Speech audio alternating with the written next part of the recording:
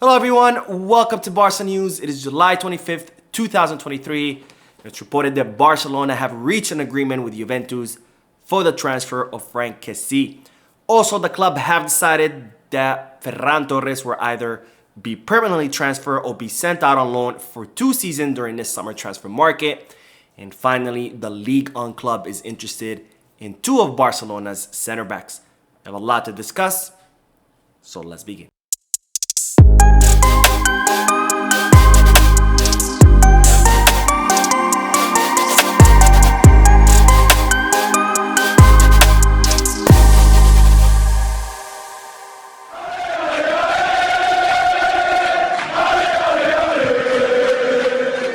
Hello everyone, welcome to the channel. My name is Mo, and before we begin with the news, just a quick reminder to make sure to hit that like button and subscribe to the channel.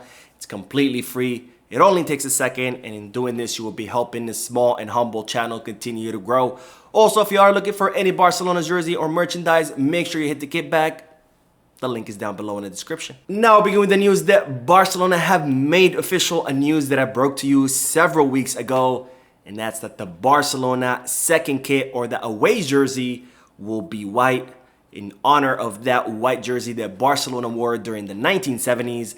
And in fact, the jersey will also have that old school or that vintage Barcelona crest. Now, Barcelona are set to unveil this white kit, or the second kit, tomorrow in the friendly match against Arsenal, which will take place in Los Angeles, California. Now, Barcelona have not worn a white jersey since 1979, which is when they lifted the Recopa. So that's around 44 years that Barcelona have not worn a white jersey, because once Real Madrid started wearing the white jersey more often, then that's when Barcelona decided to stop using that color. And in the 1990s, in fact, Barcelona tried to bring that color back, but it was met by a lot of resistance from its fan. And there's no doubt that there's going to be a lot of people who disagree with second kit for being the color white. Now, I personally have no problem with the jersey being white. After all, Real Madrid does not have the exclusivity on the color white. They don't own the color white. So I have no problem with Barcelona wearing the white jersey, especially since they did wear it in the past, and especially since the biggest Barcelona legend, Johan Cruyff, wore that white jersey back in the 1970s. But of course, I always love to hear from you, so drop a comment down below letting me know what are your thoughts are about this Barcelona away jersey or the second kit. Do you like it or do you not? Now, speaking of Real Madrid, today La Liga announced that Valverde, or Federico Valverde, will not be receiving a sanction for hitting Villarreal's player Alex Baena in the face. Now, as you might recall, during last season, there was a heated match between Villarreal and Real Madrid, where Federico Valverde claimed that Alex Baena had insulted his unborn child during the match. And as a result, Federico Valverde followed Alex Baena into the parking lot after the match concluded and punched him in the face. Now, there was absolutely no sanctions following that match, and today La Liga announced there will be no sanctions at all, and the case will be closed. And it looks like Federico Valverde will get away with this crime, because according to La Liga, there was conflicting statements in Alex Baena's testimony. Now, I think this is absolutely garbage, because there were plenty of people who witnessed this attack, from reporters to stadium employees to even members of the Villarreal team. But yet, according to La Liga, there's not enough evidence to sanction Federico Valverde, even though we all saw the pictures of Alex Baena, purple eye. And even though, again, there are plenty of witnesses who witnessed this attack. Now, La Liga are also relying on the fact that there's no report from the referee, because, of course, this attack happened after the match ended and it was outside of the field. And I think that what La Liga are doing right now is setting an extremely dangerous precedent, which says that if you're a player and want to hurt another one, you should wait until after the match to hit them, where there's no cameras or witnesses and where there's no referee and report. So in other words, if Barcelona have a problem with any of their opposing players this upcoming season, they should arrange for 3 or 4 members of the security to attack that player in the parking lot. And well, no harm, no foul, because after all, that's exactly what La Liga are saying. Now, this just goes to show how much corruption there is La Liga, and how La Liga is really Real Madrid's La Liga, because we all remember that when Robert Lewandowski touched his nose like this, he was suspended for 3 matches, and yet Federico Valverde punches another player in the face, and there's absolutely no sanctions, which is disgusting and completely embarrassing on behalf of La Liga. Now on to the news that it's reported that Barcelona have reached an agreement with the Serie A team Juventus for the transfer of Franck Kessie. Now, as I reported previously, Barcelona and Juventus have been negotiating for quite some time for the transfer of the Ivorian midfielder, and it's reported that both clubs have reached an agreement to transfer Franck Kessie for around 15 million euros, with some final details are still left to be negotiated between both clubs.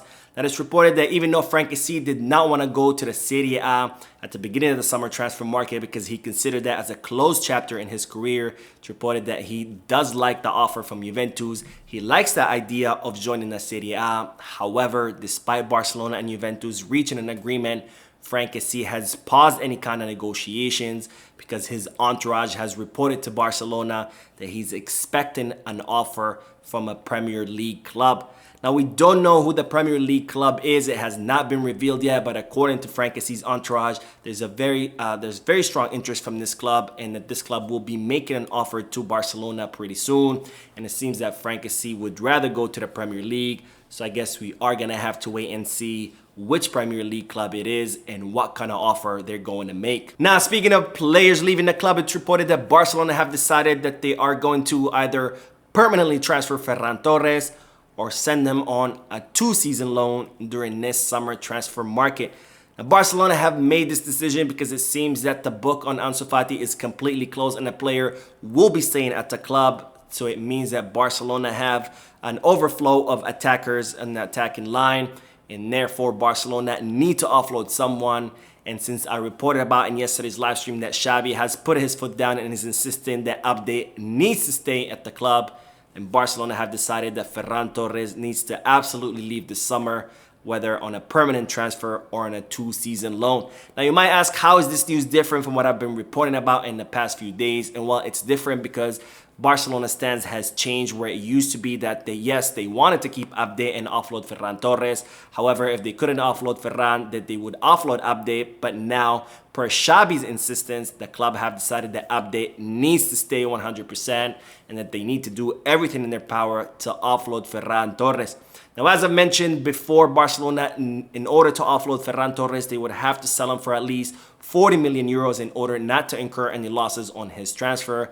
And since it's highly doubtful that any club are going to want to pay that much money for a player that has failed to impress, Barcelona are now considering not one, but a 2-season loan for the player, because that would go into the amortization calculation of the player.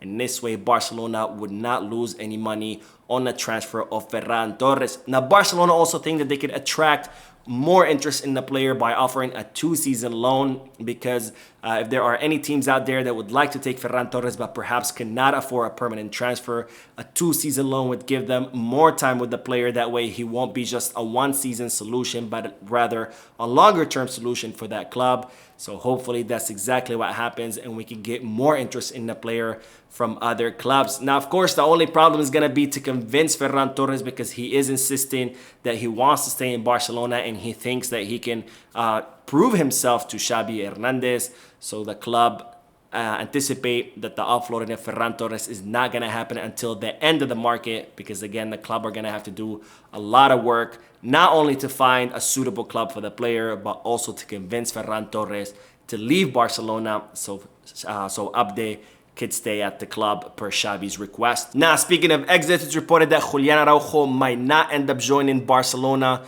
during their summer preseason tour. Now, Julian Araujo has not played a single minute ever since he arrived in the winter transfer market, because Barcelona were unable to register him on time, and therefore the club have decided to send Julian Araujo on loan this upcoming season. That way he can get exposure to European football and also to Spanish top flight football as well. Now, Barcelona have planned to have Julian Araujo join them in LA, because he had flown to the United States of America in order to participate in the Gold Cup with the Mexican team. But it now seems that Barcelona have prolonged the player's holiday, or prolonged his summer vacation, in hopes that maybe Julian Araujo can seal his loan prior to joining the preseason. Now, as I mentioned before, Julian Araujo does have a standing offer from the recently promoted Las Palmas, who are currently under the management of Garcia Pimienta, who's the Barca Athletic coach. And there's a new offer for the player, and that's from Porto, who are also interested in taking Julian Araujo on loan. Now, speaking of defenders, it's reported that the Ligue 1 club is interested in two of Barcelona's center backs, and those center backs are Clement Lenglet and Eric Garcia. Now, Marseille are really looking to reinforce the center back position, and as such, they're interested in both Clement Lenglet and Eric Garcia, and it's reported that Marseille are willing to pay Barcelona a transfer fee. Now, in regards to Clement Lenglet, Barcelona are asking for around 50 million euros for the French defender, which this figure has paused the negotiations between Barcelona and the Premier League club Tottenham Hotspur. And even though Marseille would be able to afford the 50 million euro transfer fee, what they wouldn't be able to afford is Clement Lenglet's salary, which of course is very high, which brings us to the second option that Marseille are considering, which is Eric Garcia. Now, Eric Garcia's salary was definitely doable for Marseille, and they would be able to pay a transfer fee for him as well. However, it's not clear whether Eric Garcia would want to go to the Ligue 1, because as I've said many times before, Eric Garcia is insisting on staying in Barcelona, and it's reported that he wants to wait until the end of the preseason to see whether he can earn a spot or earn more minutes on the first team, because it's reported that the player is aware that he might not be getting much playing time next season. Now, the relationship between Barcelona and Marseille are really good because Matteo Alemany used to work with Marseille's president, Pablo Longoria, in Valencia, and it's reported that the both have kept a good relationship and they continue in contact. So hopefully this good relationship will bear fruits and we could see either Clement Lenglet or Eric Garcia join Marseille, because again, Barcelona need to offload players in order to make their registrations happen. Now we will end today's video with the news that Nico Gonzalez has been spotted in Portugal, finalizing his transfer to the Portuguese club Porto. Now, as I reported before, Barcelona have reached an agreement with Porto for the transfer of Nico Gonzalez, where Porto are going to pay Barcelona 10 million euros for La Masia's graduate. And also Barcelona have reserved a buyback clause just in case Nico Gonzalez does end up living up to his expectations. And Nico was seen today in Portugal finalizing his transfer, because even though both clubs have reached a final agreement, the player is still negotiating the final details of his contract with what will be his new club. So that is it for today. I hope you enjoyed the video. If you did, please give me a like. Also, I would like to invite all of you to please leave a comment down below, giving me all your thoughts and opinions about all the news that I share with you. And finally, I would like to invite all of you to please subscribe to the channel so you stay current on all the latest news in regards to our beloved club, FC Barcelona. Thank you for watching. I will see you in the next video. And as always, Visca Barça.